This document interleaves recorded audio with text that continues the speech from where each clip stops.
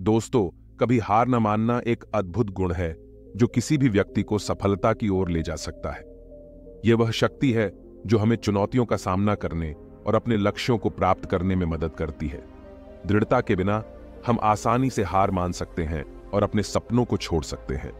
इस वीडियो में हम कभी हार न मानने की शक्ति और इसके महत्व के बारे में जानेंगे। हम इस गुण के कुछ प्रसिद्ध उदाहरण को भी देखेंगे और सीखेंगे कि हम इसे अपने जीवन में कैसे विकसित कर सकते हैं। चाहे आप अपने करियर, अपने रिश्तों या अपने व्यक्तिगत विकास में सफल होना चाहते हैं, दृढ़ता आपके पास सबसे महत्वपूर्ण उपकरणों में से एक है। यह वीडियो आपको वह प्रेरणा देगा जो आपको आगे बढ़ने और अपने लक्ष्यों को प्राप्त करने के लिए आवश्यक है। तो आइए इसे आज की बौद्ध कहानी के माध्यम से समझते हैं कि दृढ़ता क्या है और यह हमारे जीवन में कैसे परिवर्तन ला सकती है। एक बार एक बहुत ही दुखी व्यक्ति एक महात्मा के पास आकर कहता है, मैं अपने जीवन से बहुत दुखी हूं। मैं अपने बीवी बच्चों और अपने परिवार को भी खुश नहीं रख सकता। मैं अपने लिए भी कुछ नहीं कर पा रहा। कभी कभी तो मुझे अपनी जिंदगी को खत्म कर देने के भी ख्याल आते हैं। आप इतनी साधनाएं करते हैं, इतनी तपस्या करते हैं, क्या आप मुझे कोई ऐसा मार्ग बता सकते हैं जिससे मैं अपने बुरे वक्त से बाहर आ सकूं? मेरा बहुत बुरा समय चल रहा है। 2 वक्त की रोटी का इंतजाम करना भी मेरे लिए बहुत मुश्किल हो गया है। अब आप ही बताइए कि ऐसे वक्त में मैं जिंदा रहूं तो कैसे रहूं? कैसे अपने परिवार को खुश रखूं? कृपया करके कोई साधारण सा तरीका बताने की अनुकंपा करें ताकि मैं आसानी से समझ सकूं, क्योंकि मैं बहुत पढ़ा लिखा नहीं हूं। अगर आप बड़ी बड़ी ज्ञान की बातें करेंगे तो शायद मैं कभी समझ भी नहीं पाऊंगा। यह सुनकर महात्मा ने मुस्कुराते हुए कहा कि तुम एक काम कर सकते हो मेरा। उसने सामने की तरफ इशारा करते हुए कहा कि उस ऊंची पहाड़ी पर एक मंदिर है और उस मंदिर के पास चींटियों का एक घर है जहां पर हजारों चींटियां रहती हैं। तुम्हें सुनने में बड़ा अजीब लगेगा, लेकिन वह चींटियां उस मंदिर की जमीन को खराब कर देती हैं। उस मिट्टी की उपजाऊ शक्ति वह खत्म कर देती है, जिसके कारण वहां पर कोई भी पेड़ या कोई भी घास पनप नहीं पाती है। तुम मेरा एक काम करो, उसके बाद मैं तुम्हें तुम्हारे सवालों के जवाब दूंगा। तुम 7 दिन तक रोज उस पहाड़ी पर जाओ और उस चींटियों के घर को तहस नहस कर दो, उसको तोड़ दो।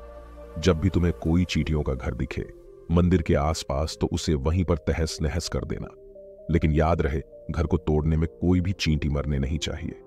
इस बात को समझने का प्रयास करते हुए वह युवक वहां से चला गया। शायद उसको कुछ समझ में नहीं आया था कि महात्मा जी ऐसा क्यों करवा रहे हैं। वह तो उन चींटियों पर अन्याय कर रहे हैं, उनका घर तुड़वा रहे हैं, उन्हें नुकसान पहुंचा रहे हैं। आखिर कौन महात्मा ऐसा करेगा? लेकिन फिर भी उस महात्मा की बात मानते हुए वह अगले दिन से ही पहाड़ी पर जाना शुरू कर देता है। जब वह पहले दिन पहाड़ी पर पहुंचता है तो देखता है कि बहुत सारी चींटियां अपना खाना जुटाने में लगी हुई हैं। सारी चींटियां कतार से चल रही थीं और अनाज के छोटे छोटे कण उठाकर अपने घर में जमा करती जा रही थी। यह देखकर पहले तो उस युवक का मन कमजोर पड़ गया। उसने सोचा कि ये इतनी मेहनत करके अपना घर भर रही हैं और मैं इनके घर को तबाह कर दूंगा तो इनको कितना बुरा लगेगा। लेकिन फिर उसने उस महात्मा की बात याद करते हुए उस घर को तोड़ना शुरू कर दिया। जल्द ही चींटियों में हाहाकार मच गया। वह इधर उधर दौड़ने लगी। अभी तक जो कतार में चल रही थी, अब वह बिखर गई और इधर उधर अपनी जान बचाने के लिए भागने लगी। थोड़ी देर में घर टूट गया और सारी चींटियां इधर उधर छुपने के लिए भाग चुकी थीं। यह करने के बाद वह युवक दुखी मन से वापस अपने घर पर लौट आया। उसका मन परेशान था, दुखी था, पश्चाताप से भरा हुआ था। फिर उसने अपने बिस्तर में रात में लेटे लेटे ही सोचा कि अब तो उन चींटियों का घर तबाह हो चुका है। अब वहां वापस जाने से क्या प्रयोजन है? अब क्या फायदा होगा? क्योंकि चींटियों का घर तहस नहस करने के लिए महात्मा जी ने कहा था, जो मैं कर चुका हूं। लेकिन फिर कुछ सोचकर अगले दिन उसने फिर से जाने का निश्चय किया और अगले दिन सुबह सुबह उठकर वह वापस उसी पहाड़ी पर पहुंच जाता है। पहाड़ी पर पहुंचकर वह उसी जगह पर पहुंचता है जहां पिछली सुबह उसने उस घर को तहस नहस कर दिया था। लेकिन वह यह देखकर चौंक जाता है कि उन चींटियों ने फिर से अपना घर उसी जगह पर बना लिया था और अब वह फिर से अपने घर के लिए सामान इकट्ठा करने में जुटी हुई थी। उस आदमी को देखकर लगा कि यह चींटियां कितनी मूर्ख हैं। इनको पता है कि कल ही इनका घर इसी जगह पर तबाह किया गया है और उसी जगह पर उन्होंने अपना नया घर भी बना लिया। और यह सोचकर वह आदमी हंसने को हुआ। लेकिन फिर से महात्मा की बात याद करते हुए उसने उन चींटियों का घर फिर से तबाह करना शुरू कर दिया। फिर से उन चींटियों में हलचल मच गई और थोड़ी देर में वह चींटियां इधर उधर अपनी जान बचाने के लिए भागने लगी। कुछ ही देर में उनका घर फिर से नष्ट हो गया और वह युवक थोड़ा संतोष के भाव से कि इस बार तो मैंने अच्छी तरह से उस घर को तबाह कर दिया है, अब तो वह चींटियां यहां पर अपना घर बना ही नहीं पाएंगी। इसीलिए जाने से पहले उसने उस घर पर ठंडा पानी भी डाल दिया ताकि चींटियां वहां पर अपना घर न बना सकें। और इस तरह अपना कर्म पूरा करके वह युवक फिर से अपने घर लौट आया। आज रात में सोते वक्त फिर से वह इंसान यही सोच रहा था कि क्या महात्मा यह सही काम करवा रहे हैं? क्या किसी का घर तबाह करना किसी सिद्ध पुरुष को शोभा देता है? क्या हो अगर वह महात्मा सिद्ध पुरुष हो ही ना? क्या होगा अगर वह मुझे बेवकूफ बना रहे हो? लेकिन फिर उसने निश्चय किया कि मैं अपने काम को पहले पूरा कर लेता हूं, उसके बाद ही पता चलेगा कि महात्मा मुझसे ऐसा क्यों करवा रहे थे। और यही सोचकर वह रात में सो जाता है। अगले दिन सुबह उठकर वह फिर से उसी पहाड़ी की ओर निकल जाता है। पहाड़ी पर पहुंचकर वह उसी जगह पर पहुंचता है जहां पर उसने उनके घर को तबाह कर दिया था, और वह यह देखकर खुश हो जाता है कि वहां पर कोई भी घर नहीं था। सारी चींटियां वहां से भाग चुकी थीं। अब उसने सोचा कि अब मेरा रोज रोज आने का क्या प्रयोजन, क्योंकि चींटियां तो अपना घर बदल चुकी हैं और महात्मा जी ने मुझे 7 दिन आने के लिए कहा था, लेकिन आज तो तीसरा ही दिन है। अब बाकी 4 दिन वापस आने का क्या प्रयोजन? और यही सोचकर उसने निश्चय किया कि यहां से वह सीधा उसी महात्मा के पास जाएगा और उनको यह सारी खबर बता देगा। जब वह वापस मुड़कर उस पहाड़ी से उस महात्मा की कुटिया की तरफ जाने लगा तो उसने देखा तो अचानक उसकी नजर एक और घरौंदे पर पड़ी जो कि चींटियों का ही बनाया हुआ था। मतलब कि वह घरौंदा चींटियों ने ही बनाया था और अब वह चींटियां नए घर में वास कर चुकी थी। यह नया घर उनके पुराने घर से थोड़ी ही दूरी पर था, और जब उस युवक की नजर उस घरौंदे पर पड़ी तो उसने सोचा कि शायद महात्मा को पता था कि यह चींटियां अपना घर यहां से बदलकर किसी दूसरी जगह पर बना लेगी, इसीलिए उन्होंने मुझे 7 दिन आने के लिए कहा था। और यह विचार करके वह उसका नया घर भी तोड़ने के लिए पहुंच जाता है। जब वह वहां पहुंचा तो चींटियां उसी तरह अपने कार्य में लगी हुई थीं। वह अपने लिए खाना इकट्ठा कर रही थी और अपने घर में जमा करती जा रही थी। जो पुराना घर टूटा था वहां भी अनाज के कण बचे हुए थे और चींटियां वहां से भी अनाज इकट्ठा कर करके वापस अपने नए घर में ला रही थी। अब यहां पर फिर से युवक का मन थोड़ा कमजोर पड़ गया, क्योंकि वह खुद भी कमजोर था, खुद भी वक्त का मारा हुआ था। इसीलिए उसके मन में उन चींटियों के प्रति दया का भाव उमड़ रहा था। उनके ऊपर उसे दया आ रही थी। वह चाहता था कि उनकी मदद करे, लेकिन वह उल्टा उनको नुकसान पहुंचा रहा था। लेकिन उस महात्मा की बात को याद करते हुए उसने फिर से उस घर को तोड़ने का निश्चय किया, और उसने इस बार बड़ी ही सावधानी के साथ बिना किसी चींटी को कोई नुकसान पहुंचाए वह घर तबाह करना शुरू कर दिया। वक्त थोड़ा ज्यादा लगा, क्योंकि किसी भी चींटी को नुकसान न पहुंचाने की शर्त महात्मा ने पहले ही रखी थी। इसीलिए उसको बड़ी सावधानी के साथ उन घरों को तबाह करना था। लेकिन आखिरकार उसने उस घर को भी तबाह कर दिया, और उस घर को तबाह करने के बाद वह बड़े ही दुखी मन से, इस बार वह पहले से भी ज्यादा दुखी था, क्योंकि उसने उनका नया घर भी तोड़ दिया था। वह उन चींटियों को बसने ही नहीं दे रहा था, और वह अब अपने आप को शैतान या दानव समझने लगा था। लेकिन फिर भी उस महात्मा की बात को मानते हुए वह अपने घर पर दुखी मन से वापस आ गया। रात में सोने से पहले एक बार उसने फिर से सोचा कि मैं कितना बड़ा शैतान हूं, कितना बड़ा दानव हूं। पुराना घर तो छोड़ो, मैं उन चींटियों को कहीं भी बसने के लिए कोई जगह ही नहीं दे रहा हूं। वह चींटियां मेरे बारे में क्या सोचती होंगी?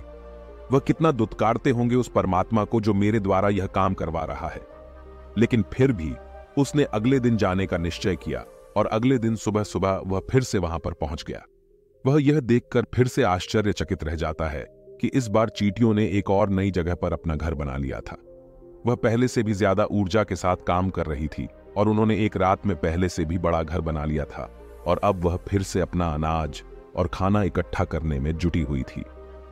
यह देखकर उस आदमी को लगा कि यह चींटियां किस मिट्टी की बनी हुई हैं। मैं इनको बार बार यहां से भगाने की कोशिश कर रहा हूं, और ये वहीं पर अपना घर बना लेती हैं। क्या इनको पता नहीं है कि मैं इन्हें यहां पर कभी भी बसने नहीं दूंगा? यह चींटी है, दिखने में इतनी छोटी है, लेकिन फिर भी यह मुझसे हार नहीं मान रही है। बड़े ताज्जुब की बात है। और इस बार उसने गुस्से में उस घर को तहस नहस करना शुरू कर दिया। लेकिन इस बार तहस नहस करते हुए कुछ चींटियां वहीं पर मर गईं, उसके पैरों तले कुचल दी गई।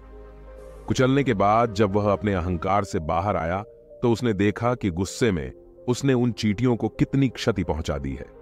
उसका मन पश्चाताप से भर गया और वह रोता हुआ अपने घर की तरफ बढ़ गया। रात में सोते वक्त उसने सोचा कि मैं उन चींटियों पर बहुत ज्यादा अत्याचार कर रहा हूं। अब इससे ज्यादा अत्याचार मैं नहीं कर पाऊंगा। और यही सोचकर वह अगले दिन उन चींटियों के लिए अपने घर से थोड़ा आटा लेकर उसी पहाड़ी पर पहुंच जाता है। आज उसके मन में उन चींटियों के प्रति श्रद्धा का भाव था, दया का भाव था। आज वह उनकी मदद करना चाहता था। और जब वह वहां पर पहुंचा तो चींटियां फिर से अपने नए घर को बनाने में जुटी हुई थीं। उसने बड़ी ही दया के साथ उन चींटियों को अपना लाया हुआ आटा खिलाया और अगले 3 दिनों तक वह ऐसा ही करता रहा।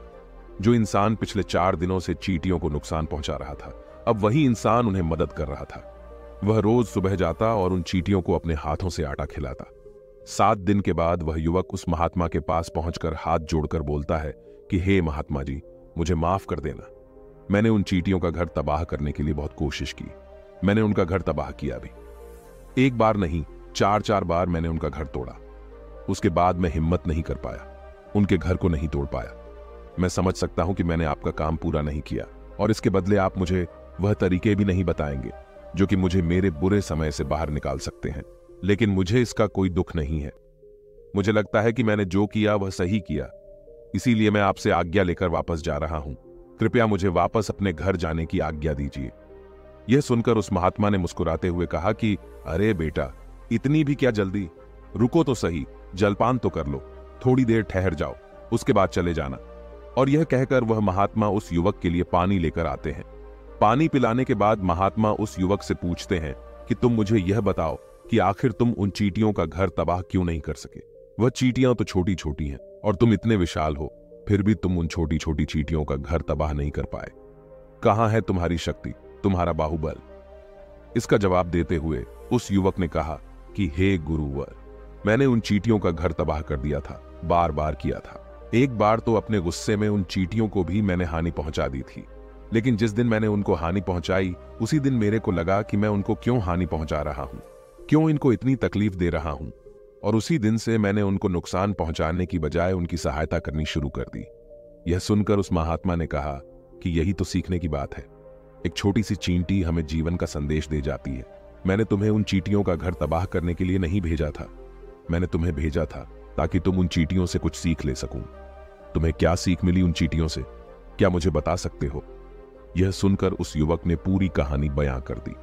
पूरी कहानी सुनने के बाद महात्मा ने मुस्कुराते हुए कहा कि बेटा, तुमने जो महसूस किया मैं वही तुम्हें दिखाना चाहता था। वो ये थी कि तुमने कितनी ही बार उनके घर को तोड़ने की कोशिश की, कितनी ही बार प्रयास किया कि उनका घर तबाह हो जाए, लेकिन वह हर बार अपना नया घर बना लेती थी। उन्होंने कभी भी हार नहीं मानी। अगर वह हार मान लेती तो चींटियां तुम्हें वहां पर नहीं मिलती। जब एक छोटी सी चींटी अपने विश्वास और मेहनत से इतने बड़े आदमी का दिल बदल सकती है, तो तुम तो इंसानों का मन बदल ही सकते हो। अपने जीवन में अपनी किस्मत न बदलने का कोई कारण तुम्हारे पास नहीं बचता। जीवन कार्यशीलता का नाम है, कर्मशीलता का नाम है। लेकिन हम मनुष्य 1-2 बार हार मिलने पर ही टूट जाते हैं, हताश हो जाते हैं और फिर जीवन में प्रयास ही नहीं करते। और कुछ लोग अपनी जिंदगी को खत्म करने पर उतारू हो जाते हैं। लेकिन जानवरों में तुमने एक बात देखी होगी कि वह अपना जीवन खुद से कभी खत्म कर ही नहीं सकते हैं। तुमने कभी नहीं सुना होगा कि किसी जानवर ने आत्महत्या कर ली, चाहे वह जानवर कितना ही भूखा क्यों ना हो, कितना ही दुखी क्यों ना हो, लेकिन वह अपने जीवन के लिए हमेशा संघर्ष करता रहता है।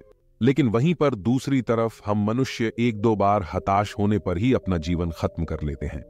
जीवन तो कर्म करने का नाम है, इसीलिए मृत्यु से पहले कर्म करना कभी मत छोड़ना, क्योंकि मृत्यु के बाद तो तुम परम विश्राम में चले ही जाओगे। तो उससे पहले कर्म करना क्यों छोड़ रहे हो, क्यों हताश हो रहे हो? अगर तुम्हारा एक घर टूट गया है तो दूसरा घर बनाने का प्रयास करो, कोशिश करो, और कोशिश करने वालों की कभी हार नहीं होती। यह तुम उन चींटियों से देख चुके हो। देखने में तुमसे कितनी छोटी है वह चींटियां और तुम इतने बड़े हो, लेकिन उनका मन तुम्हारे मन से इतना बड़ा है, इतना विशाल है, इतना दृढ़ संकल्प है कि इतनी बार घर टूटने पर भी उन चींटियों ने कभी हार नहीं मानी। दूसरी सीख यहां से लेने की थी, वह यह थी कि जब भी हमारे ऊपर बुरा समय आता है, हमें लगता है कि यह समय कभी नहीं जाएगा, यह समय मेरे जीवन को बर्बाद कर देगा, मुझे कभी नहीं जीने देगा। और अपने इन्हीं ख्यालों से, जिनका असलियत में कोई भी अस्तित्व नहीं है, वह सिर्फ विचार है, और वही विचार हमारे मन को दुखी कर देते हैं और इसीलिए हम प्रयास करना भी छोड़ देते हैं। लेकिन तुम खुद सोचो कि बार बार प्रकृति हमें दुख पहुंचाएगी, नुकसान पहुंचाएगी, लेकिन कब तक पहुंचाएगी? अगर हम बार बार फिर से उठकर फिर से नया प्रयास करते रहेंगे तो प्रकृति भी हमारे सामने घुटने टेक देगी, और वह भी एक दिन हमारे ऊपर दयावान हो जाएगी, और वह हमें सब कुछ देने लगेगी जिसकी हमने कभी कामना की थी। इसीलिए यह भी कहा जाता है कि बुरा वक्त किसी का भी हमेशा नहीं रहता। तुमने खुद देखा कि तुम उन चींटियों को तबाह करने के लिए पहुंचे थे, लेकिन बाद में तुम्हें उन चींटियों को अनाज और आटा देने लगे। तुम ही उन पर कृपालु हो गए। क्यों हुए? क्योंकि तुमने देखा कि वह चींटियां हार ही नहीं मान रही है। इसी तरह अगर तुम भी अपने जीवन में कभी हार नहीं मानोगे तो एक न एक दिन ये प्रकृति तुम्हें वह सब कुछ देगी जो तुम अपने जीवन में पाना चाहते थे। इसीलिए हमेशा याद रखना, हमें बिना रुके, बिना थके और बिना परिणाम की चिंता के बस कार्य करते जाना है। और दूसरा यह कि एक न एक दिन प्रकृति तुम्हारे उस कर्म का परिणाम तुम्हें जरूर देगी। तो दोस्तों, कैसी लगी आपको यह कहानी? आप हमें कमेंट सेक्शन में जरूर बताना, और अच्छी लगी हो तो इस चैनल को सब्सक्राइब जरूर कर लेना।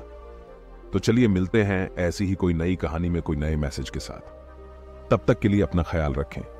धन्यवाद। नमो बुद्धाय।